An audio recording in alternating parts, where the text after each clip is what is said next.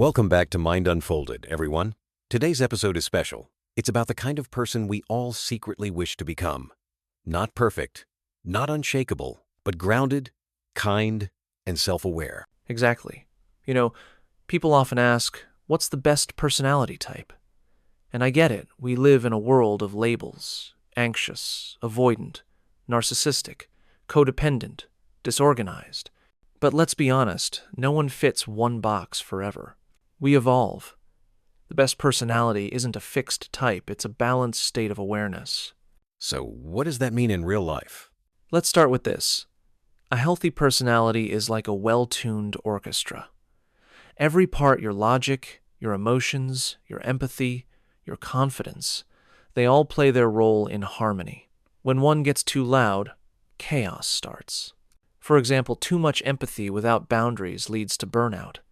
Too much confidence without humility turns into arrogance. Self-awareness is the base.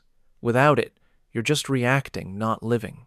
I've seen people in corporate jobs explode over small things, not because of the email or the delay, but because they've never paused to understand their triggers. Right.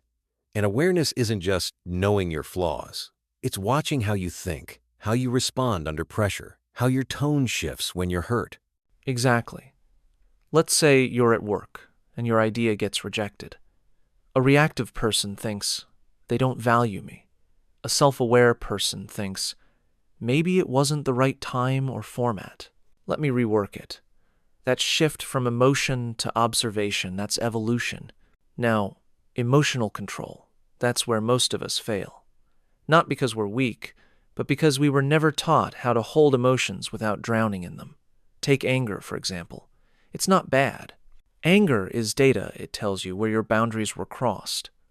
But reacting impulsively, that's where relationships break.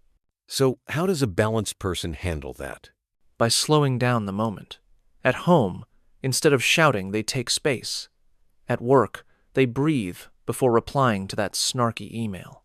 You don't suppress emotion, you process it privately, before expressing it publicly. That's emotional maturity. This is where things get real. A healthy partner is not one who never fights. It's one who fights fair. They don't weaponize silence. They don't manipulate. They communicate even when it's uncomfortable. Let's take an example. You're in a relationship where one person is anxious, always seeking reassurance. The other is avoidant, always pulling away. A balanced person doesn't play that push-pull game. They say, I understand you need space, but let's not use silence as punishment. Or, I know I crave closeness, but I'll regulate my need instead of chasing validation. That's emotional adulthood. So they take accountability, not control. Exactly. You can't build a secure relationship if you keep outsourcing your peace to someone else's behavior.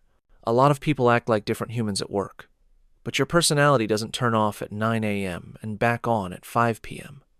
The emotionally evolved person brings calm leadership, not dominance. They collaborate instead of competing all the time. Let's say your team misses a deadline. A reactive leader blames. A balanced leader reviews the process.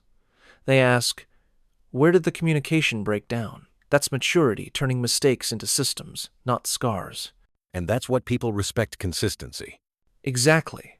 You can't fake emotional consistency. It's felt in your tone, your timing, your decisions. Now, let's talk ego. Ego says, I know better. Confidence says, I'm open to learning. In families, ego ruins connection. Parents or partners who can't say I was wrong end up raising walls, not people. Real strength is quiet. It doesn't need to dominate. It leads by steadiness. That's rare these days. Everyone wants to be alpha or dominant. Yeah, but true leadership is calm presence. It's being the one who steadies the room, not shakes it. Growth isn't about changing who you are. It's about shedding what isn't you. A lot of anxious people think healing means becoming chill. No, healing means you learn to calm yourself without abandoning your emotions. Avoidant people think healing means being social. No, it means being vulnerable enough to be seen. So it's not about personality replacement, it's personality integration. Exactly. Every flawed part of you has a gift. The anxious one teaches love. The avoidant one teaches independence. The narcissistic part teaches confidence if you strip away the grandiosity. Growth is turning wounds into wisdom. At home, they listen more than they speak. At work, they inspire, not intimidate. In relationships, they stay kind even when they're hurt. With themselves, they stay honest, not harsh. They know how to say no with grace, how to love without losing identity, how to disagree without disrespect.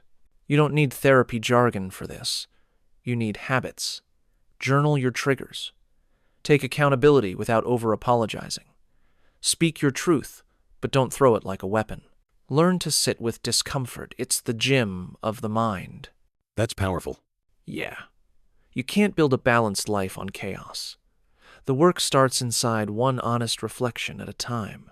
There's no best personality. The real win is awareness to know when you're anxious, when you're avoidant, when you're being too rigid or too soft, and adjust gently.